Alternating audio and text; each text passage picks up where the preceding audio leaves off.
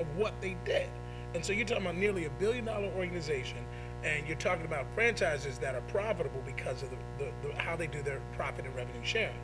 And so why can't the NBA go to a model? Even baseball, look at the NFL model, which seems to be most successful for small market teams, but yet successful for everyone.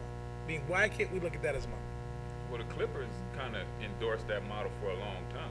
You know, they had a losing season, and their franchise steadily made money because the cost was so cheap. So they were able to sustain a plus bonus check every time they put on their books. But the fact is, there's so many teams that are so far fetched. Far as you got the Lakers, the New York Knicks, and then you got a small franchise like the Clippers. The difference is so huge. Yeah, now. Yeah, so that's one of the issues. Is just the disparity in high level and the low level teams. And it's going hard to take a marquee team and then to tell them that they're going to all of a sudden have to cut their revenues by 50% to share it with Oklahoma City or New Orleans. When they really got the money to do it. When they have the money. And it's interesting because Oklahoma City is a profitable organization by far. I don't think revenue sharing will ever work. Well, I won't say it won't ever work, but they don't want to go to that model because, to be honest, Major League Baseball, they have 80 home games. They have way more opportunity to make money. Yeah. They're not as much worried about, they realize that there's a winning model. People can win. You look at the World Series right now, St. Louis and Texas are both teams that spend less than $100 million. I mean, they spend money. Don't get me wrong, they spend money. It's not a lot of money. But compared to the Boston Red Sox and New York Yankees, $250 million budget. They're not spending nearly as much money as what you might see from other franchises. The fact of the matter is this: the NBA is in a state where big market teams aren't trying to carry teams that are losing money on a consistent basis. No. But I thought there were only like 4 teams in the NBA losing money. So what's the number? What's the number of teams losing money? It would probably be a number, maybe around 8 to 10. That it was noted in ESPN that a specific amount of teams, I believe about 8 or 10 or so, actually took money from the NBA to sustain operations. Okay. But do those teams lose value? No. Exactly. That's the question you have to ask. Name me the last team that's ever been sold for less than what it was bought for. Okay. It's never happened in any of the 4 professional sports. I think it hasn't happened since the 70s. Okay. And that's what you base it on. If Yes. you look realistically, what I bought it for and what I can sell it for. That's where the value lies at. That's true. I mean, but you still want to be in the black in terms of your operating expenses. I mean, because if you're in the red in your operating expenses, that's taking away from the equity of the team. So long term, that's still taking away from the equity of the team. Right. If you're losing money on an annual basis, right. Because you're having to probably take it away from some other business venture that you have to offset the loss that you're having. Well, on the this other team. business venture is the BRI. That's what the whole big deal is, the basketball related income, jerseys, everything that has that NBA logo on it. That's what the main scuffle is about. That small percentage of growth in the BRI that they want. Players want, I think it was 57. So the most recent deal that was finished in '99 was a 53-47 split for owners versus players. The players have conceded all the way down to a 53. The owners have basically decided they don't want to leave at anything less than a 50-50. 50-50. Right. And it's tough. I mean, they agreed to that deal, and you're asking them to come. They're basically conceding everything. The players are conceding everything. They want to concede on luxury tax. They want them to concede on the BRI, I believe a hard salary cap versus a luxury tax and those types of things. And to be fair, like the owners aren't really giving a lot of give back. There's not a lot. They don't have to. They don't have to. They don't and have that's what the issue is. They don't because have to. the players, we're billionaires. The players are the first time they are in a position where, like Corie said earlier, they don't have as much to lose. Now, trust me, they want to get paid. But they're going on they're like the bingo long traveling all stars and motor kings right now. They're going to Puerto Rico, they're going to Europe, they're getting money. They're going out there having a good time kicking it, and without the stress of the day-to-day rigors of and play. If I'm not mistaken, they got a percentage of the BRI this year. Did you hear me? I haven't heard about that. Well, I thought like each player got like $1 million from BRI. So now they have a cushion. They got $1 million cushion, if I'm not mistaken. Was that a fund that was set aside to make sure they were good for the Exactly. Okay. That's why I say never before have they had the strength in numbers that they had compared to the last lockout. I mean, guys were hungry the last. Because at the end of the day, I mean, a lot of your licensing is connected to the names on the back of those jerseys. No doubt. And so I think everybody recognizes that. When you think about your point about them going on tour, that you think about LeBron, Kobe, Dwayne Wade. You look at your marquee players, your Carmelo Anthony. I mean, to me, if they could come, they could come to Cincinnati, a city with 2 million media market, and they're going to sell out anywhere they go. They could make more money this year traveling than they would even playing. But those are just your marquee players. Yes. But in all fairness, they can bring in the other players, so they could bring the teams with them, and people are still going to want to watch it because now. And then if you had a music component, imagine you bring in a Jay-Z, an Eminem, DMX is back, and you bring them, and all of a sudden, you didn't watch the BET Awards? He was on the BET Awards. You didn't see it? He's all cleaned up, man. I don't watch it that often. Yeah, but but I watched it on YouTube because of that. DMX. I saw the ciphers. Ciphers, a couple was hot. Oh man, Ooh, Yellow Wolf. Oh man, he was eating them up. He did his thing. Yeah, he did his thing. He did his thizzle. You know what I mean? Shane, oh, forgive me. I just had to use a little East Coast there for a second. But so when you think about Rihanna. Oh, sorry. Royce, that was hysterical. You're funny. You can come back. Thank you. But I think that when we think about it, it's the whole NBA process is. I don't know. It just seems like to me, I'm an NBA fan. It's particularly Kevin Durant. You look at just where Chris Paul, CP3 go. Hopefully he comes to LA. I'm a Laker fan. Everybody knows I'm a Laker fan. I hope he come to LA next year. I don't know where he's going. About the Knicks. The Knicks. Ain't that our producers? The Knicks. Who? The Knicks. Oh, okay. There's nothing else to talk about. The Knicks. There's nothing else to talk about. The Knicks. The Knicks. I know about the Nets. They have a new arena in Brooklyn. I'm saying, Ma, the Nets is moving to Brooklyn.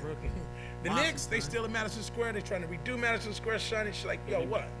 But so he is a Knicks fan. They actually still have fans. Yeah, they have one fan, and that's they were so that's thirsty. why our audio's always jacked up. We got a Knicks fan with our audio. Here's what's funny about Knicks fans in New York in general, right? New York hasn't had a hot rapper since Jay in '96. Okay, come out. Oh no, they haven't. Hold on, wait. They haven't had. They were so thirsty for a hooper. Carmelo's from Baltimore. He's from Baltimore. He's still East Coast. He was like, oh no. 2 hours This away. is my home. This is where I'm from. Yeah. Son, you from Baltimore. He can't go back to Baltimore. Baltimore and Brooklyn, Baltimore, New York are two completely different cities. We saw The Wire. Yeah, we saw The Wire. They asked him. He saw The Wire. He saw The Wire. I done been to Baltimore and I done been to the Bronx. Big difference. What's the difference? there's a big difference between. Is it? There's I more. see You ain't hood seen- in you there. ain't There's You more ain't seen The Wire. them in New York. Oh, okay. Oh, Puerto Ricans. Yeah. So, Deep, son. yeah, they deep. Yeah, Y'all they deep are in the deep. NY, man. I love it. They don't have none of them in Baltimore? I just want to know. There's 3 of them in Baltimore. De Leon, Catalina 1, Catalina 2, Catalina 3. So there's 3. But I think it's going to be interesting, and I hope they resolve it because you just don't want to lose because what happens is, and I think Corie, we were talking about some of the pressures, the financial pressures that athletes deal with in the NBA, and certainly they're making on average a whole lot more money now, and only 12 of them on a team, and it's a lot easier. But there are a lot of people that are your fringe players that 11th and 12th man on the bench for many teams. This is hard for them. That these losses and these checks and these preseason games, it's lost. And then the quality of the game. That's one of the things I think a concern I have is, just like we see in the NFL, slow starts is what are we going to see in the NBA, given the fact that you're going to miss the preseason, you're going to miss that. You may be into January, you may miss the first couple weeks of the season, and maybe scrap a whole season. Yeah, I was part of that 3 games in 5 days trip during that after the lockout came through. So it was tough. You going from New York, then you got to pack up and go play down in Houston. You just packing and packing, and then 3 games in 5 days. That's tough. And then you got to slip in groupies and women. Yeah, that's a whole lot to deal with.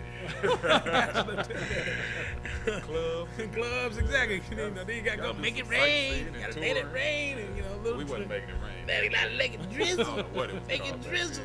But yeah, it's a lot. It's a lot. So Eddie, let's switch sports. Because I think that we can jump around. College basketball. Let's go to college basketball. Corie, you still a big college basketball fan? Yeah, I am. Okay. So what we see from UC this year? What are we gonna see? Well, we're all hoping and basing the whole season on Yancey, if I'm not mistaken. And Yancey controls our destiny. If he comes and plays like he's capable, we'll have a good season. You know, that's the way I see it. It's all around. That hasn't happened yet. Well, like I tell everybody, it takes some players longer to mature, especially big guys. Yeah, that's true. So when you get a big guy that's probably seeing his full potential, hopefully, finally now. Hopefully. Hey, And look I mean, good that's in it. summer league. Good. I can honestly say this year. Is he looked trimmed down? pretty good. Did he lose weight? Well, he lost weight last year and went into the season. I thought he played all right last year. Decent. Not as good as Yancey. He had shining moments. Yeah. He had some spectacular moments. But can he sustain that over 30 games? That's what it's going to take for him to get paid. If he wants Oh, to yeah, take his game to the next level, Absolutely. he's going to have to be able to sustain. Or he'll I end up think in he Europe. can. Or he'll end up in Europe. Hey, I mean, they paying good They're over paying Europe. good in Europe. There's a lot of Yeah, NBA they're paying guys over in Europe right Oh, now. a whole lot, a whole lot. So what do you think, Eddie the Mice Man? Mike's in that. Without a shadow of a doubt, Yancey Gates is the most talented player on the Bearcats. Oh, yes. Prototypical power forward, body 6'9", 6'10", about 250, 260. Right. Has It's big all the boy. tools to do everything. It's about want-to. I think it's mental capacity. I think it's want-to. It's a desire to go out there and succeed. Cronin's going to put him in position to thrive, but he's got to own the moment. And I think we got to remember the man's still only 21, 22 years Yeah, old. that's true. And everything. And as much as, we see cats that go from 1 year in college to the NBA, it takes some years for those guys to mature. The good thing is that they don't have to lean on him. They've got guys like Kirkpatrick and some other young cats that they're bringing in. I like him. Yeah, they've got some really good kids in there that they can go down there and play physical ball. They can run the floor. And because Cronin's had to really adapt his strategy over the last couple of years. I think he really wanted to run the ball and everything. I think he got Yancey tired. In previous years, he's wanted to run so much. He got Yancey tired. Mm-hmm. And you see in the second half of their season, you correct me if I'm wrong, but they played a really physical style. They slowed the ball down, and they said, you're going to have to scrap and beat us. And they went on a streak because the Big East wasn't ready for that physical type of ball from UC. And they ended up making a nice run to get to the top. It's all about building, and hopefully they can build off the success they had last year and continue it on this year. I mean, they started out, 15-0? They started out 15-0. Yeah, but Oklahoma Sooners. yeah. I mean, that was like But one of the last after that, games. who was it though?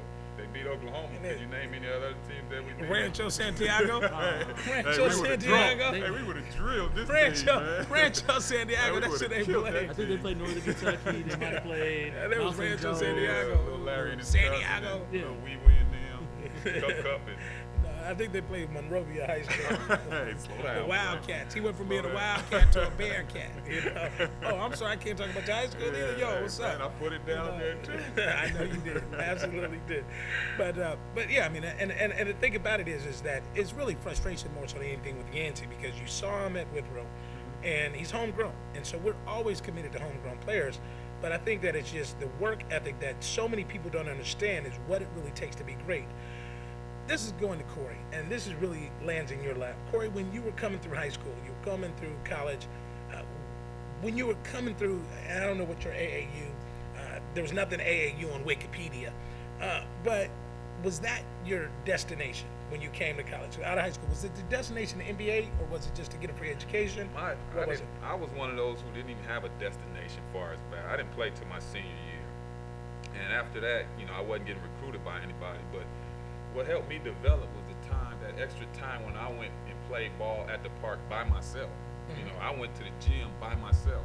So then when I went to play in those little conference, pickup games at Long Beach where I met Terry Nelson, my game developed because all that extra work I put in. And I didn't necessarily need the coach to push me.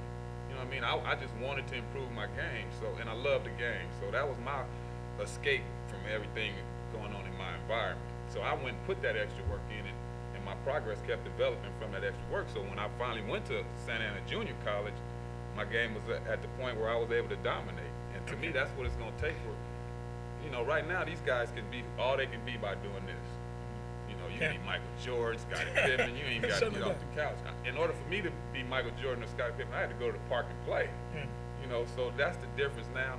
I don't know what Yancey's summer was like. I did see him playing in the summer league, and to me, it was watered down. It wasn't as tough as it used to be. When I came to Cincinnati, it was that summer league. It was a at beast. Purcell. Yeah, that was a beast. And it was hot as hell. Oh my God. And it was 152 and it was degrees. so many guys coming back to play in the summer league.